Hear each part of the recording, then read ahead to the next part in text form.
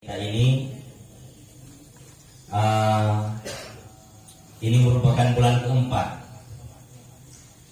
karena kemarin bulan pertama pengajian dengan guru kita di Payabedi, di balai pengajian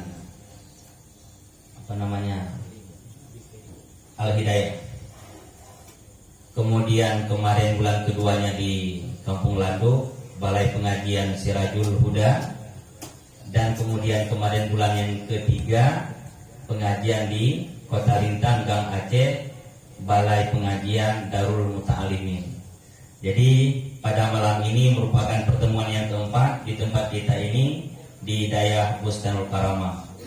Jadi untuk pengajian kita malam ini karena sesuai dengan keadaan yang akan kita tempuh, yaitu bulan suci Ramadan yang akan kita tunggu dalam menjelang setelah Sya'ban nanti, maka kita mintakan daripada yang mulia guru kita bersama untuk menyampaikan tentang berkenaan dengan puasa.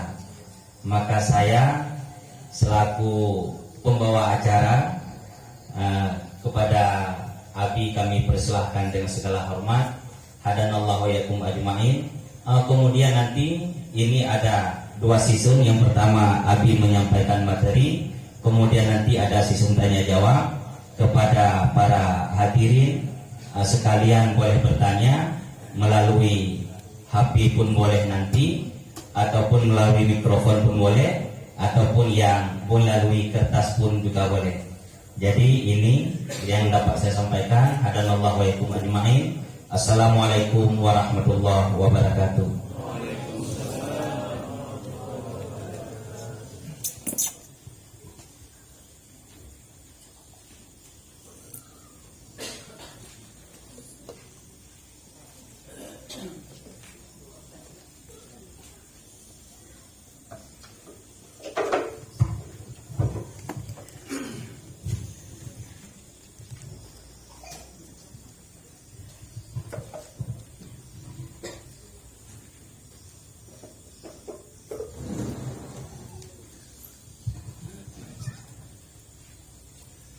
Assalamualaikum warahmatullahi wabarakatuh. Alhamdulillah, alhamdulillahilladzi jama'ana jam'an marhuma wa tafarraqana min ba'dihi tafarruqan ma'suma. Wassalatu wassalamu ala sayyidina Muhammadin wa ala alihi wa ashabihi ajma'in. Amma ba'd. Qala Allah Ta'ala fil Qur'anil Azim. Bismillahirrahmanirrahim. Ya ayyuhalladzina amanu kutiba 'alaikumusiyam kama kutiba 'alal ladzina min qablikum la'allakum tattaqun. Sallallahu alaihi Qala sallallahu alaihi wasallam, man faraha bidukhuli Ramadan haramallahu jasadahu 'alal nar. Sadaqa Rasulullah sallallahu alaihi wasallam.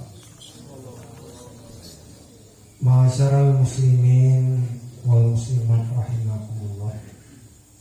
Pertama-tama marilah kita mengucapkan puji serta bersyukur kepada Allah, di mana Allah pada malam yang berbahagia ini merupakan kali pertama untuk di tempat ini saya datangi yang secara ini. Artinya kalau kebiasaan saya selalu adalah singgah ke Kuala Simpang, tetap singgah ke Ayat Tenang. Sekurang-kurangnya 2 jam ataupun 3 jam untuk istirahat. Tapi pada malam hari ini merupakan giliran keempat.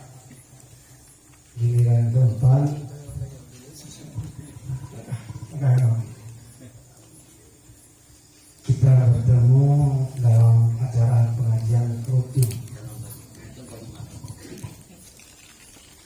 di kota Kuala Sabang ataupun di Aceh Kane. Alhamdulillah pada malam ini saya berada dalam keadaan sehat walafiat, sekalipun perjalanan tadi pagi di Balai Ulama Umar Aceh Timur sampai jam 12. Kemudian setelah itu berangkat ke Kota Langsa di pesantren, nama sudah lupa, tapi cabang Darhuda Langen pada tempat Tengku Zulfadli. Setelah tadi salat asar berangkat terus ke Aceh Kane. Jadi perjalanan dalam satu hari 3 kabupaten. Ini saya minta maaf Pak Is, kadang suara agak serak. Insya Allah besok istirahat, bukan istirahat itu Pak. Artinya ada pengajian juga di pesantren Asasul Huda, cabang Huda. Itu kan pengajian bulanan juga. Kemudian pada hari Kamis, hari Senin berangkat ke Kota Biren sekaligus ke Fikri. Dalam pengajian seperti ini juga membaca kitab. Nah, kemudian pada hari Rabu terus seperti biasa di Perak, tapi bukan pada rangkaian tadi di Kepengusahaan. Kemudian setelah zuhur berada di pesantren yang namanya di Kampung Selala Bawah, ya, Asasul Huda juga. Nah, kemudian pada malam harinya di Kota Kuala Lumpur, Mayapai. Nah, jadi perjalanan dari pagi sampai malam juga. Jadi mohon maaf Pak Is dan juga para jamaah sekalian. Selanjutnya yang saya hormati, Bapak, salam dan salam saya sampaikan kepada Rasulullah SAW beserta para sahabat sekalian. Kemudian yang pertama saya hormati kepada Abi pimpinan daerah ini yang alhamdulillah telah beberapa tahun dari tahun pertama saya lihat terus berkembang dengan pesat. Insya Allah mungkin di Aceh akan menjadi Bustanul Huda yang kedua, sekalipun ini bukan Bustanul apa? Bustanul Karahma, kebun yang sangat-sangat mulia. Jadi insya Allah di masa akan datang akan jadi sebanding dengan Darul Huda, walaupun tidak sebanding dengan Darul Huda, ya. Tapi insya Allah sepanjang Adi terus beserta Umi memimpin daerah ini sebagaimana yang kami harapkan di sana di Doangen juga dari Payapasi. Dan kemudian penghormatan kepada Datuk penghulu di air tenang dan juga kepada Tuk Imam. Nah, saya masih agak tidak cepat-cepat dalam menyampaikan berkenaan dengan Datuk Atuk dan itulah kira-kira. Jadi dalam hal tersebut juga seluruh perangkat desa di kampung ini.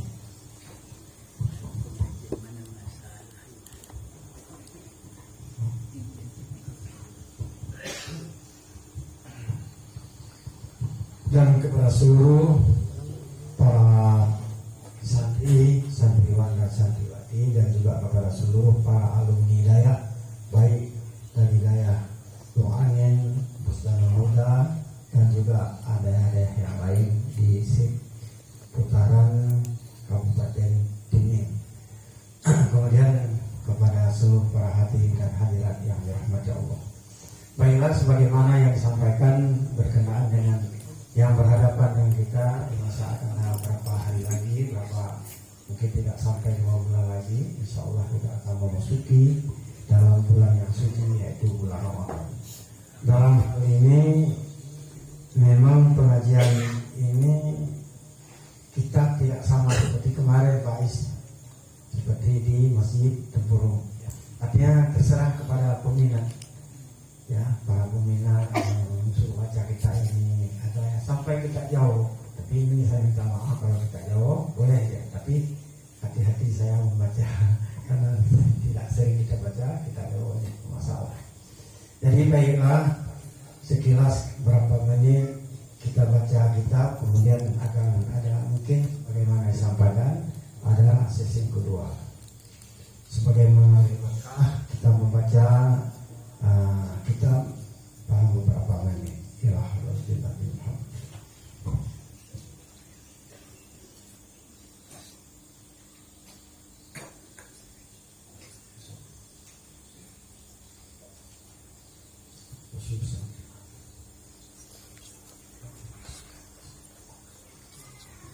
Al-Fatihah.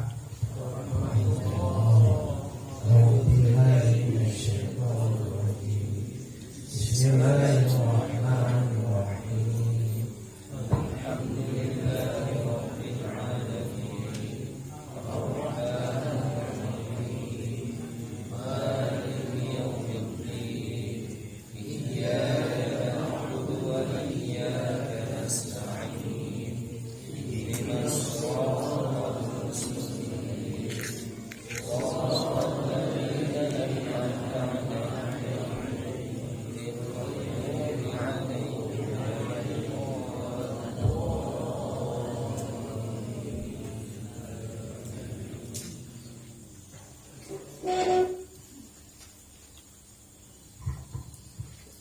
A'udzu billahi minasyaitonir rajim. Bismillahirrahmanirrahim. Babus shaumi. Halaman 214. Babus shaumi. Huwa lughatanil imsaku.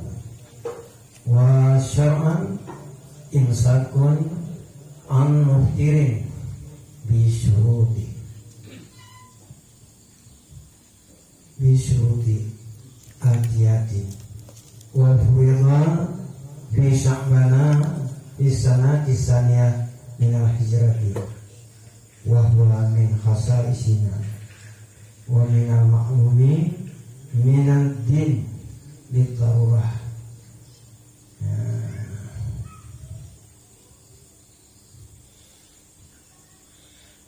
Yajibu sumu syahri ramadhana ilah.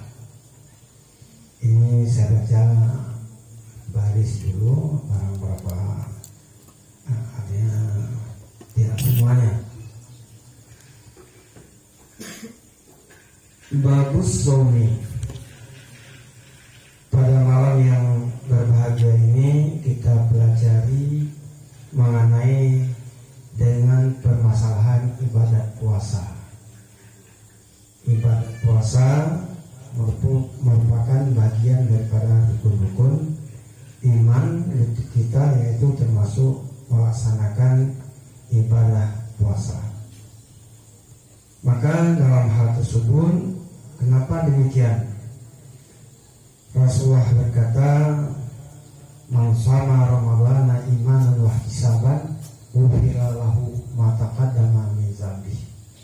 Siapa orang yang melaksanakan ibadah puasa imanan, dasar iman itu merupakan perintah dari Allah, wahtisaban, dan penuh dengan keikhlasan, ghufira lahu ma taqaddama min dzambi, Allah memberikan keampunan kepada mereka daripada dosa-dosa yang telah lalu. Jadi alhamdulillah lewat puasa kita laksanakan dengan penuh keimanan bahwa itu merupakan perintah daripada Allah. Perintah daripada Allah. Ya ayyuhalladzina amanu kutiba alaikumusiyam hingga seterusnya. Yang pada akhirnya Allah mengatakan la'allakum tattaqun. Allah memerintahkan, memanggil orang-orang yang beriman. Bermakna apa? Bahwa kalau bukan orang yang beriman, tidak ada beriman, tidak termasuk dalam panggilan. Syukur alhamdulillah kita semua orang yang beriman mendapat panggilan dari Allah. Kalau mendapat panggilan dari Allah, siapa lagi yang lebih tinggi dari Allah? Tidak ada. Maka ini merupakan rahmat yang sangat besar. Kehadiran bulan Ramadan, kita mendapat panggilan dari Allah untuk melaksanakan ibadah puasa. Ini undangan dari Allah yang luar biasa. Jangankan undangan dari Allah, undangan daripada pejabat-pejabat petinggi negara dan orang lain, kita merasa bangga, merasa sangat terharu. Apalagi ya undangan daripada Allah. Pada akhirnya Allah mengatakan la'allakum tattaqun. Kalau di dalam istilah ilmu nahu la'alla litaraji, artinya mudah-mudahan menjadi orang takwa. Tetapi para mufassirin selalu menyatakan la'allakum tattaqun, ataupun dengan kata yang sangat khusus kata-kata la'alla, bukanlah ditaraji harap-harap akan menjadi orang takwa. Bukan, apa juga la'allakum tattaqun, lewat berpuasa pasti kamu akan menjadi orang takwa. Menjadi orang takwa lewat berpuasa, artinya melaksanakan perintah Allah dan menjauhi larangan Allah. Takwa itu merupakan sesuatu hal yang sangat penting dalam kehidupan. Al-Quran menegaskan demikian, Rasulullah juga menegaskan. Di antaranya kata Rasulullah, waktu Rasulullah turun ayat al-yawma akmaltu lakum, sehingga jatuh sakit Rasulullah. Begitu masuk bulan Rabiul Awal bertambah sakit. Dalam waktu sakit Rasulullah mendatangi tanah, didatangi oleh para sahabat. Ucapan Rasulullah kepada para sahabat cukup indah, sangat-sangat indah. Marhaban bikum, usikum bitaqwallah. Selamat datang kepada kamu para sahabatku sekalian. Aku pesan kepada kamu bertakwa kepada Allah Subhanahu wa ta'ala, artinya melaksanakan segala perintahnya dan menjauhi segala larangan. Ini jadi ketegasan daripada Rasulullah. Tadi Allah mengatakan la'allakum tattaqun. Yang ketiga, Sayyidina Umar berkata, Aqyasul kaisi at-taqi wa ahmakul hamaki al-fujur. Sepandai-pandai orang yang pandai adalah orang yang bertakwa. Karena orang yang bertakwa kalau dalam kehidupan harta benda bisa memisahkan antara halal dan haram. Ini halal, ini haram, begini caranya hukum riba, begini bukan riba, dan sebagainya. Dengan memisahkan halal dan haram dan lain sebagainya, baik dan buruk, pertanda orang pandai. Ya, orang pandai. Siapa yang kata? Sayyidina Umar bin Khattab radhiyallahu secara tegas, aqyasul kaisi at-taqi. Sepandai-pandai orang yang pandai adalah orang yang bertakwa. Lanjutkan daripada kata tersebut, wa ahmakul hamaki. Sebodoh-bodoh orang yang bodoh adalah al-fujur. Mana al-fujur? Orang yang berbuat salah. Halal dia, mana yang halal, mana yang haram tidak tahu. Sekalipun dia dalam kehidupan orang pandai, otaknya jenius, bahasa kita, bahasa Indonesia, bahasa Arab disebut dengan kata-kata najiban.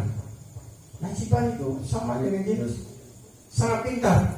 Tetapi Ibnu Abbas mengatakan kalau dia memang orang pintar, tidak bertakwa kepada Allah, tidak dapat memisahkan halal dan haram, batil dan hak, itu orang bodoh, bahkan sangat bodoh. Nah, ini saya minta maaf. Ini saya utarakan apa yang disampaikan oleh Sayyidina Umar.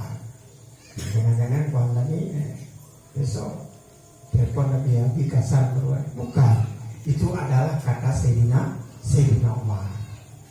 Sayyidina Umar sikapnya tegas. Nah, jadi kalau orang pandai itulah yang takwa. Kalau orang bodoh sekalipun dipandang orang yang hebat, pangkat jabatan dan kekayaan melimpah ruah, itu mereka adalah orang bodoh. Bila kiranya tidak dapat memisahkan hak dan batil, tidak dapat memisahkan antara halal dan haram dan lain sebagainya.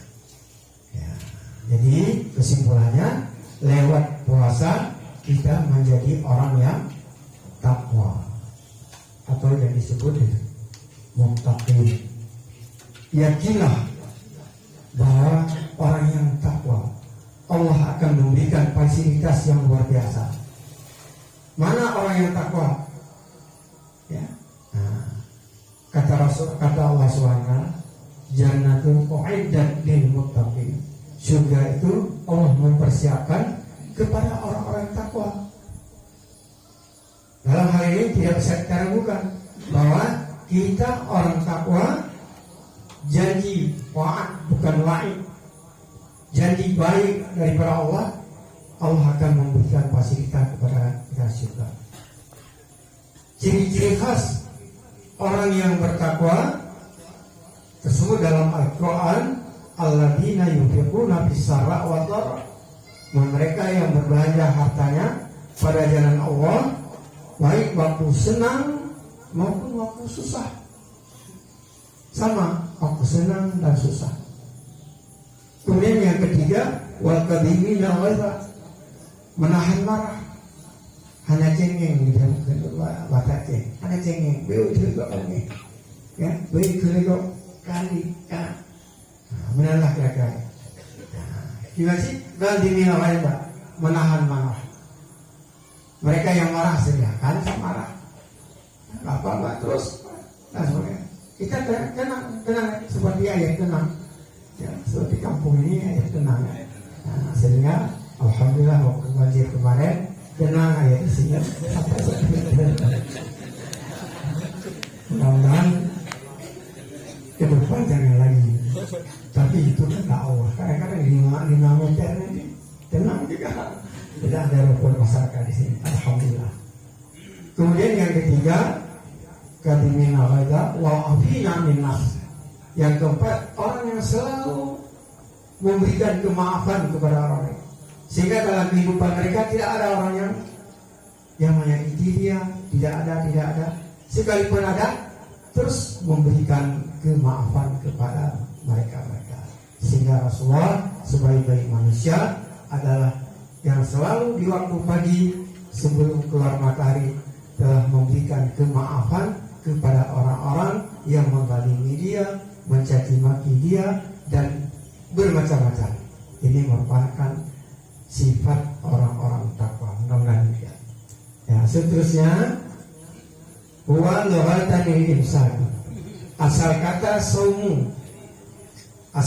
saumu ada dalam bahasa, istilah bahasa yang disebut lughat imsak. Imsak ini secara umum orang kadang-kadang bisa, ya, mobil sedang dalam perjalanan mana dia tahan, nggak boleh masuk. Kadang-kadang mau terima tabrakan daripada itu bisa juga. Ya. Nah, jadi semuanya imsak. Ada belanja kita simpan dalam kantong, tidak berjual beli, tidak membeli makanan, itu imsak juga. Tapi tidak diambil hukum pada kata lewat. Kemudian pada syara'an imsakun an muftirin bisyurutil atiyati, menahan diri daripada sesuatu yang membukakan puasa menurut ketentuan-ketentuan pelajaran yang akan kita sampaikan nanti, ya, dengan syarat-syarat tertentu. Itulah yang dinamakan dengan puasa pada syarat, artinya dalam hukum agama. Menahan diri daripada makan, minum, memasukkan sesuatu dalam rongga yang terbuka dan lain sebagainya. Ya, kemudian wa furida fi sya'bana minas sanati tsaniyah minal hijrah. Difardukan puasa pada bulan Sya'ban pada tahun yang kedua daripada hijrah Rasulullah Sallallahu Alaihi Wasallam dari Makkah ke Madinah. Kenapa tidak diperintahkan melaksanakan puasa di bulan Ramadan? Ini kemampuan daripada umat Islam masih lemah imannya, sehingga Rasulullah dalam mengambil sikap secara bijaksana, tidak secara gampang ataupun secara gamblang, dan sebagainya. Tidak. Maka dalam hal ini perlu kita mengambil suri teladan daripada Rasulullah SAW. Apalagi kita kita naik kepada kata Allah, Allahu latifun bi'ibadi. Allah yang sangat bijaksana dengan hamba. Dalam mengambil sesuatu, menentukan segala sesuatu sangat bijaksana. Begitu pula mengenai hukum berpuasa di bulan Ramadan. Ini adalah merupakan kebijaksanaan daripada Allah Subhanahu wa taala, tidak begitu masuk dalam agama Islam ataupun baru agama Islam terus diperintahkan berpuasa. Mungkin kalau diperintahkan yang secara demikian, ini akan terjadi kalangan umat Islam banyak yang lari daripada Islam ataupun keluar dari Islam. Maka dalam hal ini adalah merupakan yang demikian, sehingga Rasulullah sendiri juga menerapkan yang demikian. Nah, jadi juga dalam hal tersebut, kenapa demikian? Hal yang demikian, itu Rasulullah diperintahkan oleh Allah Subhanahu wa taala, wa umira bitabligh. Perintah Allah sampaikan kepada umatnya. Maka para ulama-ulama, ya, para ulama sebagai warasatul anbiya juga dalam mengambil sikap dalam masyarakat. Ini saya sangat mengharapkan, karena menurut saya lihat ini banyak ulama-ulama muda yang hadir pada malam ini. Kenapa saya katakan ulama muda? Alhamdulillah, kalau kita lihat seluruh Aceh sekarang, persentase ulama muda luar biasa. Karena itu semua tercatat, ya, pada meja MPU di seluruh provinsi, di seluruh kabupaten. Sehingga setiap tahun diadakan pengkaderan ulama. Dihabiskan uang negara untuk mengkaderkan ulama. Siapa yang dikaderkan? Kalau di Aceh Utara, ulama-ulama yang sudah siap membaca kitab Mahawi. Sehingga diadakan pertemuan yaitu PKU, sehingga dalam waktu kadang-kadang kalau saya lihat, kebetulan saya di Aceh Utara dan saya merupakan wakil pimpinan MPU di Aceh Utara. Saya lihat kalau di Aceh Utara sampai bukan 3 hari 5 hari, sampai 15 hari. Ini hak istimewa Aceh Utara. Biasanya kabupaten lain pengkaderan ulama itu paling banyak uang, dana sekitar 10 juta. Tapi Aceh Utara ini saya bukan ngomong, cuma saya sampaikan nikmat Allah. Wa amma bi ni'mati rabbika fahadits. Mudah-mudahan Aceh PMN juga akan memperoleh demikian. Sepanjang, ya, para ulama dengan sektariat kerjasama dengan yang baik, sehingga Aceh Utara setiap tahun mendapat dana dalam pengkaderan ulama sebanyak 200 juta satu kabupaten. Sehingga kalau kita lihat keseluruhannya tidak sampai 150 juta untuk seluruh Aceh. Tapi alhamdulillah. Kenapa? Itu adalah kebijakan-kebijakan kerjasama yang baik antara ulama dengan para sektariat. Jadi mudah-mudahan demikian.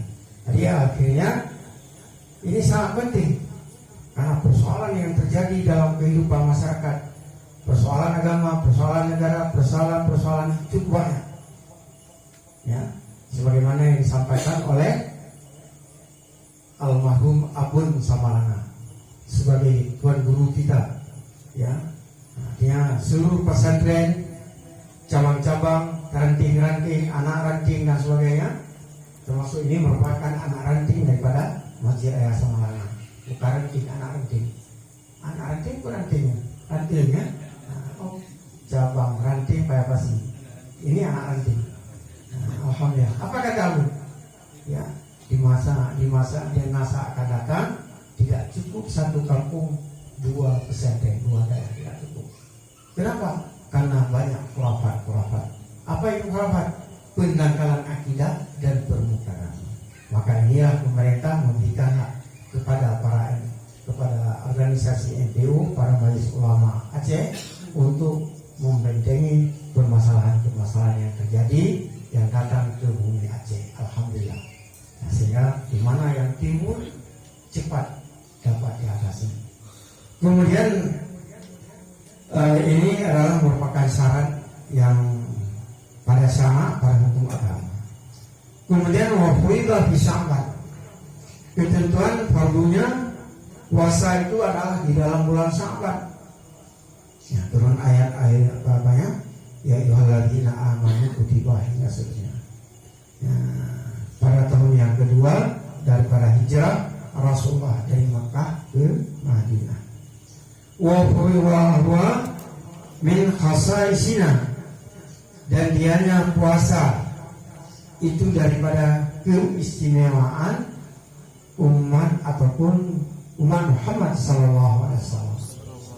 Ada puasa yang dilaksanakan pada masa Nabiullah Sulaiman, Nabiullah Musa, tidak sama.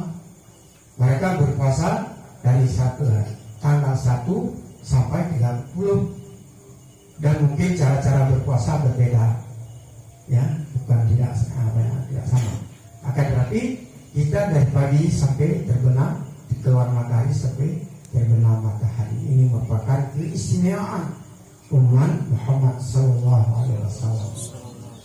Kemudian juga perasaan puasa ini adalah minal ma'lum, sesuatu yang telah dimaklumkan.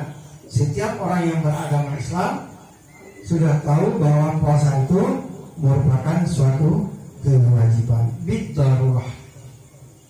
Darurah kalau kita sebut dengan secara otomatis pasti,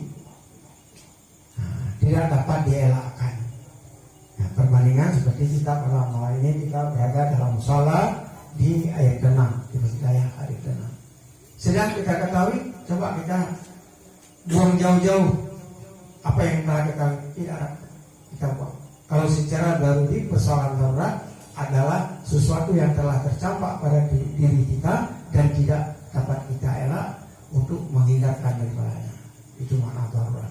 Jadi secara otomatis kalau orang masuk Islam tahu tentang pelaksanaan ibadah puasa.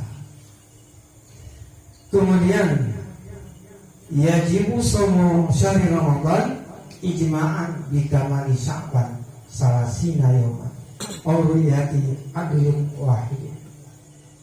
Ketentuan kewajiban melaksanakan puasa yaitu di bulan Ramadan, ijma' ulama, tidak ada khilaf. Sepakat para ulama-ulama bahwa itu adalah merupakan kewajiban melaksanakan puasa di kamali Sya'ban. Sempurna bulan Sya'ban 30 hari. Jadi persoalan ijma' ulama wajib puasa dengan sempurna Ramadan Sya'ban 30 hari. Tentu saja ini memperoleh harus mengetahui tata caranya. Tata caranya tentu saja kita memiliki ilmu hisab. Kapan kita mulai ilmu hisab? Pada awal tahun, yaitu pada 1 Muharram.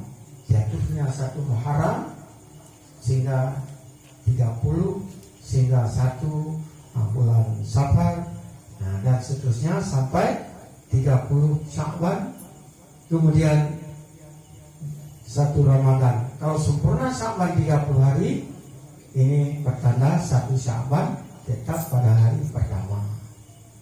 Kalau sempurna 30 Sya'ban. Jadi terserah kepada ahli hisab. Kita yang bukan ahli hisab tidak ada repot. Bukan seluruhnya kita. Cuma dalam hal ilmu hisab itu merupakan fardu kifayah, bukan fardu kifayah. Sehingga kalau di kampung kita, di kota di kabupaten ini ada ahli hisab, memperkirakan, memperhitungkan. Ini ilmu yang sangat luar biasa juga. Ya, karena ilmu hisab ini merupakan matematik yang sangat pandai dan sebagainya, sehingga bisa mengetahui kedudukan pada malam ini di jam 8 di mana letaknya bulan. Sekalipun tidak dilihat di langit, tapi ketentuannya sudah ada pada ahli hisab. Bahkan ahli hisab bukan dalam kepandaiannya juga saya lihat, bukan dalam bidang hisab bulan saja, matahari saja. Bisa memperhitungkan kalau ada sebatang kayu dekat dengan rumah, katanya nggak apa-apa, potong aja, dia tidak kena rumah. Waktu jatuh tidak kena rumah. Ya, batang kelapa, batang pinang, macam-macam. Ini merupakan hisab perkiraan menurut yaitu terserah. Saya dulu waktu di Samara, waktu kelas 3 belajar ilmu hisab, tapi sampai sekarang udah lupa semua. Ya, sudah lupa. Kenapa? Saya kejar dalam bidang yang lain. Mungkin kalau saya terus belajar ilmu hisab, tidak pandai membaca kitab dan lain sebagainya, cuma hisab-hisab saja. Apalagi kalau ada hisab rokok itu lagi ya. Kemudian ru'yati adlin wahidin, ru'yah, kata Rasulullah, sumu li ru'yati waftaru li ru'yati. Rasul menganjurkan kepada kita untuk berpuasa berdasarkan ru'yah. Waftaru, di mana kita berbuka nanti pada 1 Syawal, ya 30 Ramadan, ya, ada hilal waktu huruf dan sebagainya, itu dengan ru'yah, melihat anak bulan. Nah, jadi dalam hal tersebut, bagaimana melihat anak bulan, siapa yang melihat dan lain sebagainya, ini adalah kelanjutannya. Walau masturan hilaluhu ba'dal hurufi, walaupun ada ianya hilal atau bulan sabit, anak bulan yang dikatakan yang hilal, itu tertutup pada waktu maghrib, tertutup, artinya tidak bisa dilihat, tertutup dikarenakan mendung dan bermacam-macam. Nah, jadi dalam hal tersebut itu ketentuan berpuasa dengan ru'yah. Cuma dalam perkiraan berapa derajat itu ada ketentuan daripada ahli hisab, sehingga kalau tidak salah, saya ingat keputusan tahun yang lalu, setelah Majelis Ulama menetapkan hilal bisa terjadi apabila ada 2 derajat. Ya, ada yang mengatakan tidak dapat dilihat 2 derajat, harus ada 4 derajat. Nah, itu khilaf para ahli-ahli pakar-pakar di provinsi apa ya, di sana Jakarta. Nah, pada yaitu Kementerian Agama. Jadi dalam hal tersebut, untuk kita tidak menjadi sesuatu yang sangat berat. Kalau kita bukan ahli hisab, terus ikuti. Ya, bukan kita ahli ru'yah, kita ikuti. Bagaimana kita ikuti? Insya Allah ya, itu nanti akan kita sampaikan kalau ada kesempatan.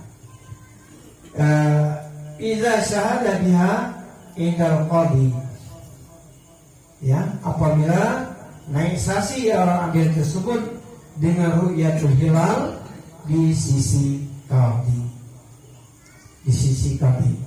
Bagaimana ini proses dalam negara kita Republik Indonesia? Kalau nggak salah Pak Ais, 99 titik dari Aceh sampai ke Papua.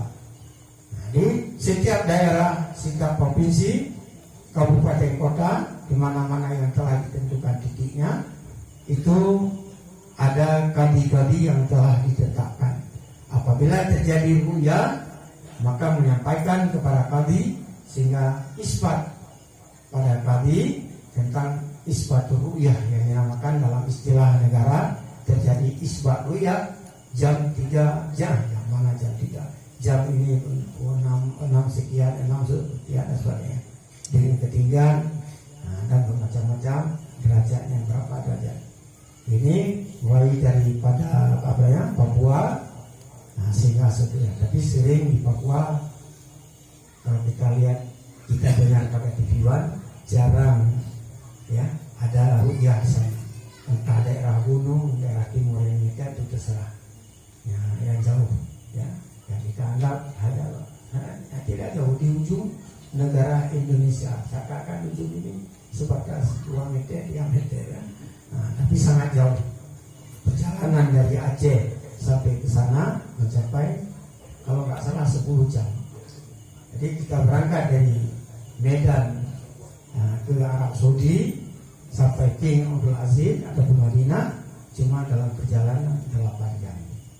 Jadi bayangkan kalau di Indonesia-nya di Indonesia berapa negara, di negara luar Indonesia sangat luas Indonesia. Singapura, Kalimantan misalnya. Ya. Jadi subut naik saksi di sisi kami. Walau ma'a itbaq ghaimin, walaupun berlapis-lapis mendung, ya, berlapis-lapis mendung, maka untuk melihat bulan itu di bawah, di bawahnya itu ada awan-awan, seperti kita lihat kalau kita berada dalam pesawat, ya baik dalam Malaysia dan sebagainya, kita melihat bahwa segala sesuatu ini adalah dibatasi oleh awan, oleh mendung. Kemudian dalam hal tersebut, setelah melihat bulan, harus menaik saksi. Dalam kesaksiannya harus dengan ucapan asyhadu anni ra'aitul hilal atau annahu halal. Sesungguh aku naik saksi bahwa sungguh aku lihat akan hilal. Aku lihat akan hilal, yaitu bulan sabit. Itu satu kata, satu lafaz. Ataupun kata yang kedua, annahu halal.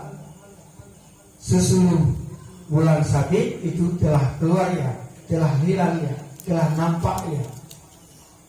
Nah, jadi nampak itu ada tambahan-tambahan berapa derajat, itu lain tidak disebut di dalam kita. Wala yakfi qaulu asyhadu anna ghadan min ramadana. Tidak ada katanya aku naik saksi bahwa besok daripada bulan Ramadan. Nah, itu tidak cukup. Ya, sehingga tidak akurat ya kan, tidak demikian. Dan juga tidak dirimakan atas syahadatnya terkecuali syahadat dua orang yang adil. Jadi mengasihkan kalau sendirian tidak boleh, harus ada dua orang saksi. Wa bi subuti ru'yatihi Ramadan, dengan ketetapan ru'yah hilal Ramadan di sisi kami, dengan saksi orang adil tersebut di hadapan kami sebagaimana yang telah lalu, dan beserta katanya sabata indi, ya sabata indi dalam bahasa telah subut ru'yah di sisiku. Dengan sebut ru'yah yang demikian, ketetapan yang demikian, yajibu somu ala jami ahli baladi mar'i, wajib berpuasa atas sekalian ahli negeri yang terlihat bulan tersebut. Ya, wakas mar'i fi, balad mar'i fi, balad alazi yang dilihatkan padanya balat tersebut. Itu yang di bahasa Dayak nama nyanakeun alladzi baiti fa'il si mohon alladzi. Jadi keuna buku gede hana merasa hana ke ciri-ciri khas Dayak menyewati baca kitab hana ke bermula. Bulan itu boleh. Nah, di kabar kata kabar tetap tidak boleh. Sekalipun hana baca, tetapi bagi si pembaca harus mengetahui mana anak mau tajuk. Ini lagi ibarat apa? Wabi subuti ru'yati hilal. Terbaca. Apa ya? Putar. Bagaikan yajibu. Nah, dengan kata-kata yajibu nampaklah wabi subuti itu merupakan khabar muqaddam. Yajibu dia pada makam mubtada. Nah, jadi jangan lihat itu yajibu wajib dengan artinya dengan telah subut ru'yah di sisi kami, maka kewajiban kepada ahli negeri untuk berpuasa. Nah, ini hanya mubtada khabar, hana baca hana pun, tapi pemuli mubtada dan khabar. Nah, ini hana mutri mubtada khabar mau dengan pada pihak mata kalau terserah kita akan mata mana boleh ya.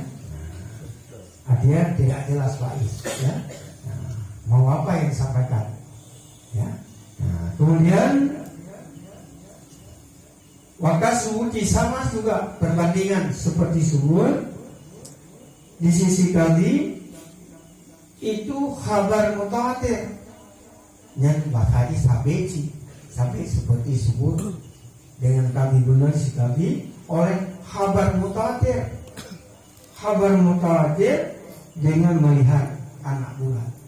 Walau min kufari, walaupun orang kafir. Maaf, di kota Kuala Simpang banyak orang Tionghoa. Dia mungkin banyak juga yang bukan Islam. Ada juga yang Islam, sedikit ya, banyak. Tetapi mereka kebetulan pada malam pertama Sya'ban, akhir Sya'ban, 30 Sya'ban dia naik ke lantai kelima. Ada tokonya sekarang 5 lantai. Kalau orang Aceh mungkin tidak ada. Ada yang punya Cina. Sehingga mereka berapa orang sampai 20 melihat 6 bulan. Melihat 6 bulan. Sehingga menyampaikan kepada Kadis Syariatkah, kepada Kadmanakah, bahwa kami telah melihat bulan. Jadi waktu maghrib, walaupun tidak salat maghrib, tidak salat maghrib, melihat 6 bulan. Apakah bisa dipercaya? Kalau memang kabar mutawatir, kabar yang tidak mungkin dusta, dianggap benar walaupun dari orang kafir, juga hukum seperti subur isi tadi. Ini dalam agama. Orang kafir apa hubungannya dengan kita? Hubungan musuh saja. Tapi ada bisa dia merupakan orang yang bisa membantukan ibadat kita. Bukan dalam arti itu sudah toleransi, bukan. Kalau toleransi nanti kita harus juga bantu dia kan. Nah, jadi dalam hal tersebut itulah. Walau min kufarin. Kenapa demikian? Karena ibadah kabar mutawatir akan ilmu baruri. Kabar mutawatir itu berita, bukan berita hukum. Berita pasti. Ya, berita pasti, bukan berita hoax kalau mutawatir. Kemudian sekalipun bukan berita hoax, ini harus kita perhatikan. Ada kumpulan-kumpulan tertentu yang ingin membuat rekayasa. Maka dalam hal itu berita mereka sekalipun mutawatir itu masih dianggap sebagai berita palsu. Jadi kan dalam hati cepat-cepat terputuskan, perlu ditinjau kembali. Kalau dalam bahasa tunggu-tunggu di daya, dalam baca kitab wafihi apa ya? Wafihi nadrun. Wafihi nadrun. Ini permasalahannya. Wafihi nadrun perlu ditinjau kembali. Sebagaimana kita menyampaikan proposal bermacam-macam sama Pak Is waktu pejabat sebagai Darami ataupun anggota Darami di Kuala Simpang. Bukan diterima ya, ini perlu ditinjau kembali Pak Abu, ya, Bapak, Pak Eci, Pak Datuk, ini surat ini yang ada, tapi perlu ditinjau kembali. Oh apa di nah nama uang ini orang kamu orang ini tapi ya kemudian wadonu dukhulihi bil amaratin dairatil lati lata talibu adatan karyatil kanadili wa'ala katintil manakir. Bermakna anggapan kita dalam arti anggapan yang kuat dan mengkawin, ya, dan mengkawinnya di bawah daripada hakul yang kita yakin, di atas daripada syak. Jadi dan mengkawin bersangkaan kita kalau pengen kita sendirian, maka sudahlah sendirian ataupun berjamaah itu terserah. Dengan ada tanda yang lahir yang tidak terjadi perbedaan seperti melihat kandil yang dilengketkan di menara-menara masjid. Dulunya, mungkin dalam tahun-tahun yang lalu, dalam masa-masa 60-an, saya pernah mendengar cerita orang-orang tua sana di kampung. Katanya tak perlu repot. Di masjid ada di kantung semacam apabila ada anak bulan terpantau cahayanya pada kandil. Kandil ini kalau nggak salah semacam lampu yang digantung di menara masjid. Tapi tidak semua masjid ada menara kan. Ini cerita dulu, entah benar salah itu terserah. Saya waktu itu masih SD, jadi sama-sama dengan Pak Is masih SD. Karena saya dengan Pak Is salah sedikit umur. Pak Is 69, saya 69 juga. Cuma Pak Is jenggotnya sudah banyak putih. Jadi begitulah. Itu juga merupakan tanda. Merupakan tanda. Bisa diperpegang boleh. Karena orang dulu, orang-orang tua, nenek-nenek dulu, nenek-nenek kita dulu tidak pakai mikroskop untuk melihat ulang dan sebagainya. Melihat daripada kejadian alam di sekitar sudah mengatakan ini sudah ada hilal. Kadang-kadang melihat apa pisang bagaimana ini ada khasiat-khasiat yang penemuan daripada mereka-mereka ulama-ulama yang lalu. Bukan jangan kita anggap bahwa ulama-ulama dahulu bodoh karena tidak ada teknologi yang canggih. Sangat canggih dia. Pak Om bisa bertanda segala permasalahan. Siapa canggih dengan sekarang?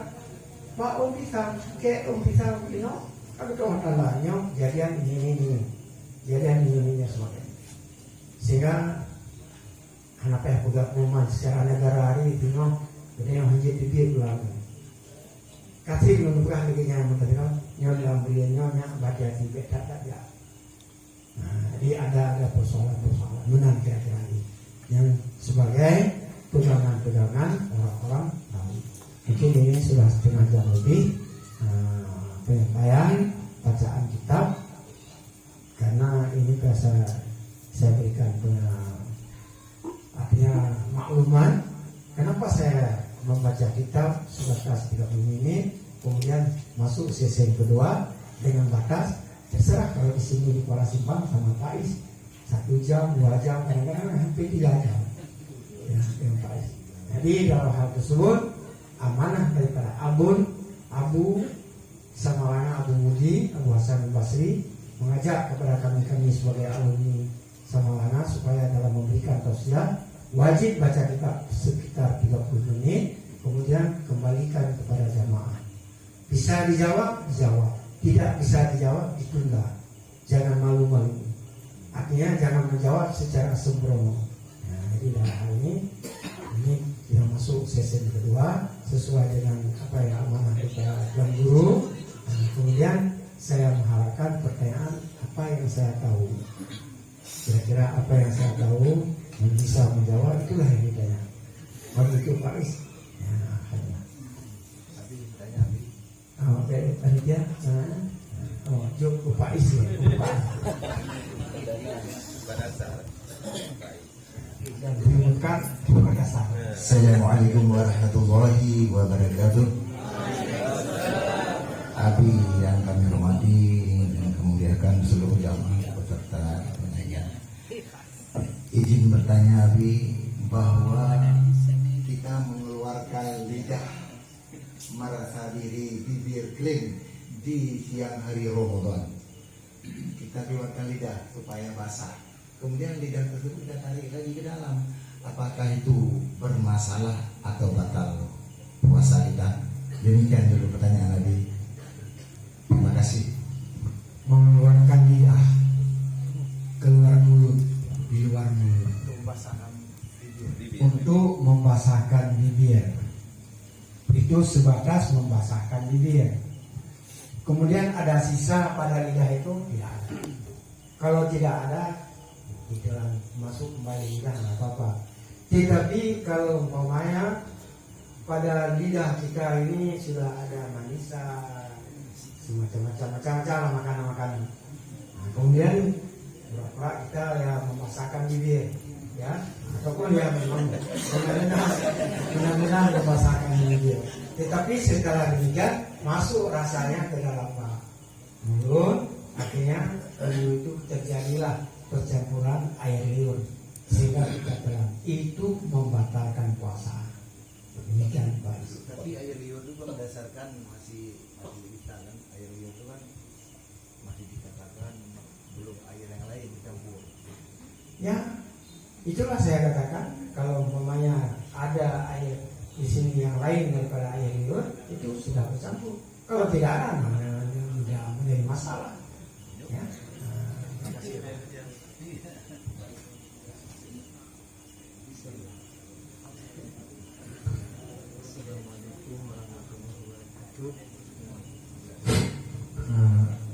Yang sama-sama kita muliakan Nabi. Jadi Abi, beberapa pertanyaan ini yang kami tanyakan mudah-mudahan menjadi untuk ilmu bagi kami, juga mudah-mudahan bisa untuk kita semua. Jadi ada 3 Abi yang kami mau tanyakan. Ini yang sudah lumrah baik di kampung kami sana di Aceh Timur dan juga di Serui tempat kami tinggal sekarang, dan juga kami pernah tinggal dulu di Pulau Tiga. Dalam masalah puasa bukan waktu mulai ya Bi, tapi waktu udah hari megang. Nah, sudah termakan nak bulan, termakan anak bulan, nah sudah benar. Sehingga kalau udah siang hari itu pasaran udah seperti tidak ada lagi hari puasa. Itu memang di mana-mana. Jadi maknanya Bi, oleh kami ini macam mana kami mengambil sikap bahwasanya tapi pemahaman yang sebetulnya tidak ada puasa di kaum, tapi ada sudah di masyarakat. Yang ingin kami tanyakannya, orang yang meyakini kepada kemakaran ulurnya, mengingkar syariat, yang pertama. Kemudian juga ini tidak bermaksud kami untuk menyinggung sana sini, juga ini menyangkut di dalam bulan Ramadan Nabi. Ini yang ada kita ngaji masalah sembahyang tarawih. Itu saya bercerita di tempat kami tinggal, yang pernah kami tinggal baik di Serui atau di daerah-daerah beberapa tempat yang kami pergi. Itu ada sembahyang tarawih waktu Daud yang menumpuk Abi 20. Sementara kadang-kadang di kampung ada lagi yang sampai pegat tarawih 8 rakaat cuma 2 kali salah. Jadi maknanya sedikit pencerahan akibat apabila saya yakini tarawih yang model-modelnya. Terima kasih. Assalamualaikum. Jadi terima kasih kepada Tuan Bani dan juga kepada para jamaah. Itu hari ditegur. Dan sekalipun anak murid ada yang tegur. Kalau dengan ambisi dah. Ya, maka para jamaah, teman-teman bisa menegur. Wah, bukan teman motor. Nanti pada Aceh, ya, hambungnya kalau ini kata beri. Gimana dia nama yang kepiang merah di teruainya di kota Kuala ini yang lain. Di kota Langsang nak kau. Tapi badan hampir sama dengan kau. Persoalan yang pertama berkenaan dengan pangkas Ramadan setengah hari. Sepanjang yang kita pelajari dalam kitab fiqh, dalam segala mazhab tidak ada yang istilah puasa wajib dipangkas. Tetapi kalau puasa sunnah ada, bahkan sewaktu-waktu wajib dipangkas. Jadi hana ada yang wata dikano mak megang bukan mak megang itu tidak ada. Nah, kenapa terjadi demikian? Ini yang menjadi masalah. Mungkin di daerah itu ada pemahaman yang diberikan oleh seorang ulama mereka, ya, seperti sholat melaksanakan dengan cara niat sholat sudah cukup. Itu apa kita sholat dengan hati saja? Yang penting hati kita dekat dengan Allah. sehingga pemahaman itu bisa masuk, tapi tidak melalui syariat. Melalui syariat adalah daripada keluar matahari sampai terbenamnya matahari. Ya, sumu li'uyati waftaru li'uyati. Nah, jadi dalam hal tersebut cara mengatasi ini yang menjadi masalah. Cara mengatasi inilah yang perlu daripada kita para ulama untuk berhasil adalah secara kebijaksanaan. Baru-baru ini saya terpanggil untuk mengikuti acara Hul Abu Kemala di Medan. Mungkin ulama Aceh ya, yang luar biasa, bahkan dari tahun 50-an ke Medan sehingga wafatnya di Medan. Sehingga banyak orang-orang Karo yang masuk Islam. Kenapa mereka masuk Islam? Itulah karena kebijakannya. Pak Tengku, bagaimana hukum memakan babi? Kalau mau makan terus, makan terus. Tapi sebaiknya sebelum makan babi, makan kambing dulu satu. Ada kala makan ayam dan sebagainya, macam-macam. Kemudian terus rasanya enak makan kambing, rasanya enak lu, maka ditinggalkan babi. Itu adalah kebijakan. Salahkan ini kan tidak. Maka kita para ulama muda, saya selalu mengingatkan, baik kita termasuk beberapa kali di sini dan juga di Aceh Timur, Aceh Langsa, bahkan Aceh Utara yang sering kalau ada pertemuan seperti bapak ini ada pertemuan di Kapolres, saya memberikan tausiah yang berkenaan dengan narkoba dan lain sebagainya. Kemudian juga di Kota Juang, di Biren juga tidak lepas daerah Kampung Faiz, yaitu di Pidi. Tapi Pidi itu ada yang jaya, ada yang tidak jaya. Alhamdulillah, itu kebijakan penting sehingga kita pimpin daerah ini dengan santri-santri. Apakah kita mengambil sikap tegas? Tidak boleh. Sama juga kita dengan prajurit, seperti Pak Is memimpin dulu ya, sama. Maka lebih berat kita 24 jam. Di sana tidak ada 24 jam, waktu apa saja. Nah, kemudian yang kedua persoalan apa ini? Tentang selawat tarawih 8. Ada yang kerja 20, ada yang kerja 8 bukan 10, ada yang 8, ada yang 2. Artinya 2 kali salam, 2 rakaat. Kita yang punya ilmu 20, berkeyakinan 20. Menyebab saja baik kampik, baik 3 dari 8, 3 20. Itu tidak betul tuh, goyang. Kalau kita berprinsip berdasarkan ilmu yang kita miliki 20, terus kita kerjakan 20. Kita ajak artinya umat untuk berbuat demikian 20 dengan cara memberikan tausiah, memberikan ilmu, pengetahuan dan sebagainya.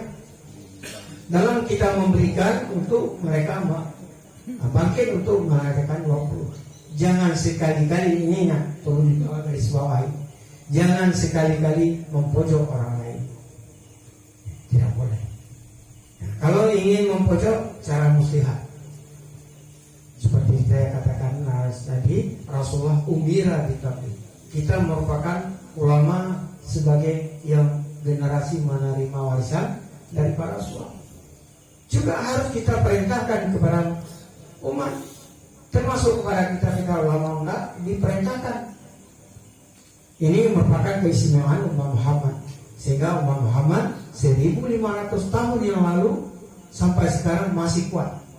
Sementara umat Nasrani daripada Nabi Isa alaihissalam cuma dalam rangka 571 tahun sudah tiada lagi. Sekalipun ada ulama-ulamanya yang disebut dengan para rahib-rahib. Rahib itu tidak menyampaikan, hanya beramal untuk sendiri. Kalau mau ikut tidak dilarang untuk ikut, tapi perintah tidak. Tetapi umat Muhammad terus alaikum bisunnati wa sunnati khulafa'ir rasyidin. Nah, ini perselisihan bukan sekarang, sudah masa Rasulullah memprediksikan alaikum bisunnati wa sunnati khulafa'ir rasyidin. Maka bagi sikap kita Ahlussunnah tetap 20. Yang bukan Ahlussunnah ini terserah pada mereka. Jangan kita katakan yang bukan Ahlussunnah itu semuanya macam-macam. Itu tidak boleh. Ya, dalam agama tidak boleh. Nah, kemudian kami mau dari kami. Karena kalau soalnya kami duduk dulu ya. Nah, terus kan,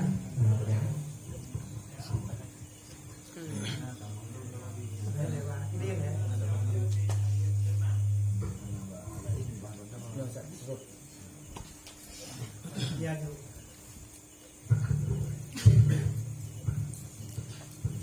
Bismillahirrahmanirrahim. Assalamualaikum warahmatullahi wabarakatuh. Abi yang kami muliakan, seluruh jamaah yang hadir yang kami muliakan juga. Abi izin bertanya. Abi aktif di kantor NPU sebagai wakil di Kabupaten Jawa Barat. Ada yang tergejar dalam hati saya, sejauh mana atau apakah ada peran MPU itu untuk mengusulkan atau menyarankan haknya melalui Provinsi Aceh, baik itu di Dinas Pendidikan atau bekerjasama dengan Kementerian Agama dalam hal kurikulum pendidikan di tingkat sekolah umum.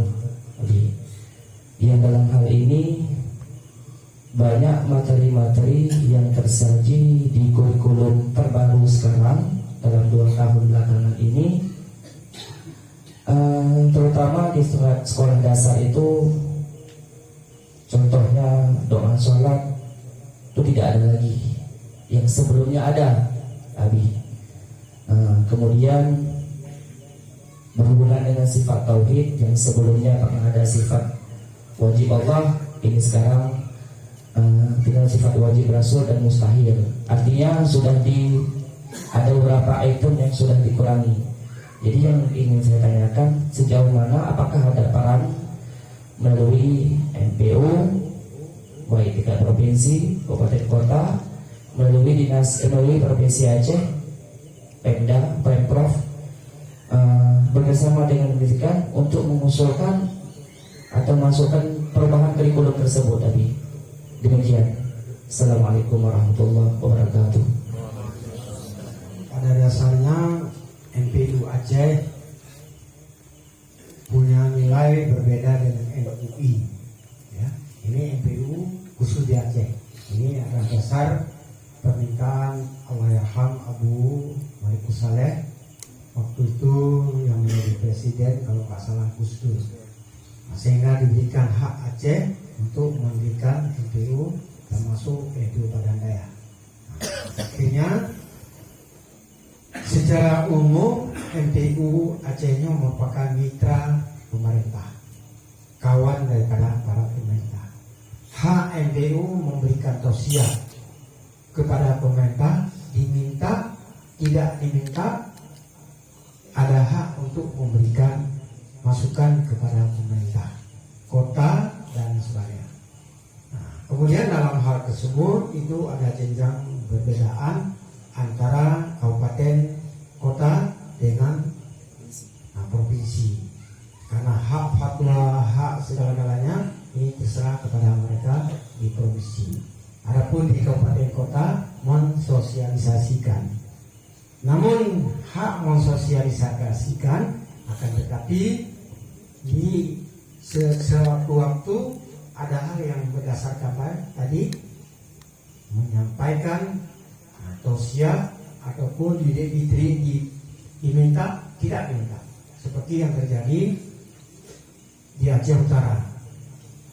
Kami dari MPU Aceh Utara berapa tahun waktu Cimat dulu periode pertama, setelah hasil daripada rapat paripurna Komisi Akreditasi, nah, sehingga menetapkan bahwa ketentuan masalah kurban, ya, kurban yang terjadi pada mulanya di Aceh Utara mungkin Aceh lain tidak, ya, diminta oleh pemerintah melalui bupati kepada dinas terkait ini harus ada 4 lembu, sehingga mereka mengumpulkan dana kecil-kecil sedikit-sedikit dalam jumlah 5.000 orang. Dinas kesehatan sekitar seluruh kabupaten Aceh Utara ada 5.000, katakanlah, sehingga 5.000 itu untuk 4 ekor lembu. Secara hukum Islam tidak boleh. Nah, maka itu diberikan tausiah kepada pemerintah, sehingga terjadilah rapat gabungan di antara pemerintah dengan ulama di kabupaten. Itu tugas ulama MPU, bukan hanya sebatas makan ikramiyah, mengambil ikramiyah, tidak, sangat berkepentingan, sehingga banyak persoalan-persoalan yang terjadi. Kalau saya lihat di Aceh Utara, di Aceh lain saya tidak masuk kan. Nah, jadi dalam hal ini mesti harus kita melalui jenjang baik langsung kepada tingkat kabupaten. Ada yang tingkat kabupaten kasus yang terjadi di daerah kita, nah, seperti yang terjadi di daerah Aceh Utara. Jadi terus dengan pucuk pimpinannya yaitu bupati terus menyampaikan, sehingga bupati menyurati bahwa ketentuan berdasarkan keputusan MPU Aceh Utara